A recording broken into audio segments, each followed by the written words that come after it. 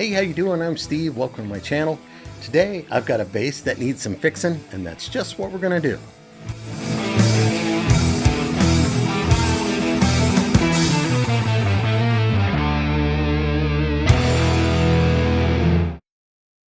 So I play at church, and I play guitar, and I play bass sometimes.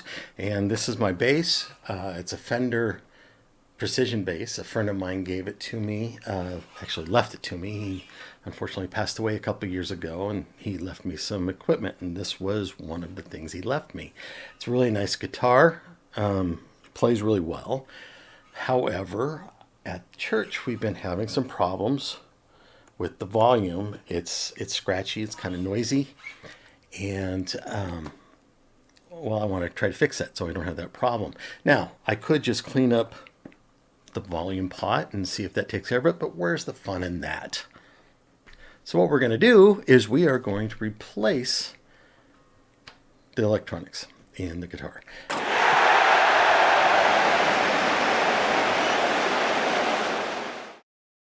So I've talked about Obsidian Wire before. I talked about it in the video where I put P90s in my Les Paul. If you haven't seen that, I'll put a link to the video up above. And I had an Obsidian Wire pre-wired in there previous. It had push-pull pots and everything. And when I put the P90s in there, that stuff wasn't useful, so I replaced it. But I really loved the pre-wired thing. It's nice and easy. There's no soldering. It goes right in. So for this fix, I decided I'd get myself a pre-wired for the Precision Bass. And I've got it right here. Obsidian Wire. Whoop, there you go. What comes in the box is everything you need. It's got two 250K Obsidian custom CTS pots with a Obsidian custom treble bleed and vintage capacitors and switchcraft jacks. It has an instruction manual. It also includes all the hardware you need to install the pots to the pickguard, and it comes with a 5-year warranty, which is pretty cool. And finally, it comes with an Obsidian Wire sticker. So I don't think this is going to take very long to put in. I'm going to go through it. We'll test it out and see how she works. So here we go.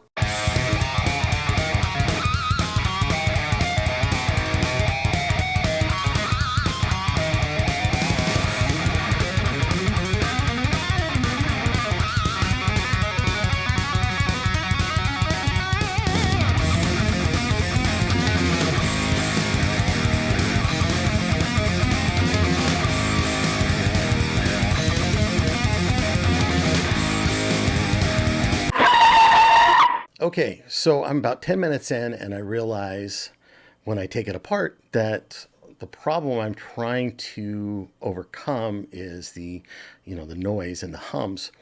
There's a possibility that there's not enough conductive shielding on the pickguard and stuff, and it's getting picked up by, or it's picking up the lights or whatever's in the sanctuary. So what I did was I added some more conductive shielding on the pickguard. Probably more than I need, but yeah, what overkill. That's always fun, right? And then I did some conductive paint to finish off the areas that they didn't paint in the electronics cavity. And then I got back into it. Now I had to wait a day or so to let the conductive paint dry. Once that was done, I went back to putting everything back together.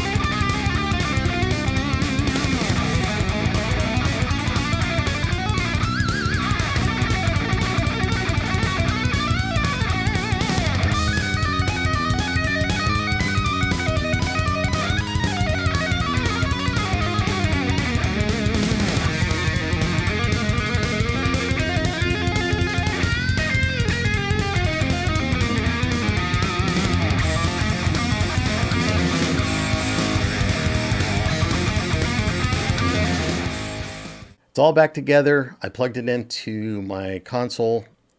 I'm not hearing any hums. I didn't with the other one, but I did notice there seems to be less noise coming from the bass on the volume meters than what was coming before when I'm not playing. So hopefully it made a difference. I play at church tomorrow. So what I'll do is I'll give you a report right after we're done, let you know how things went. 24 hours later. This morning I played worship at church with the bass and plugged it into the DI box they provide, and the thing was still making noise.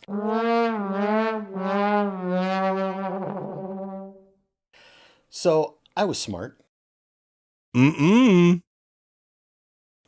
brought my own DI box, which I had and I knew was not noisy, and lo and behold, I plugged it in, the noise went away. Little lesson to you. You need one of these guys right here. Doesn't have to be this brand. So this one I have here is a Pro DI passive direct box. It comes from Radial Engineering. It has an input and a throughput, so you can run it in and back out to something if you wanted to. It's got a pad out where you can reduce it by 15 decibels. It has an XLR connector, which I connected to the board, and it also has a lift, which helps in case you need a ground or whatever. So anyway, once I plugged that in, no noise. Now, was the upgrade, since it wasn't necessarily needed, was it worth it? Absolutely. I think so. Well, duh. I'm not just saying that. The pots are smoother.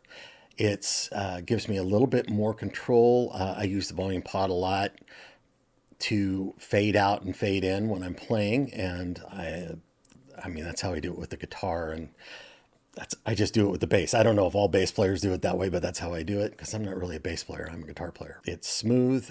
It sounds great. I actually think it has a little bit better sound because it's got the treble bleed where the original did not. So I think it pulls a little bit of that out, and I'm happy with it. I think the bass sounded great today. There's the upgrade I just did to my bass, and I'm pretty happy with it. It was pretty affordable, and if you're interested in either one of these products, links for each of them are in the description. I do earn a small commission off them, so if you do purchase something, it does help the channel out, and I appreciate it.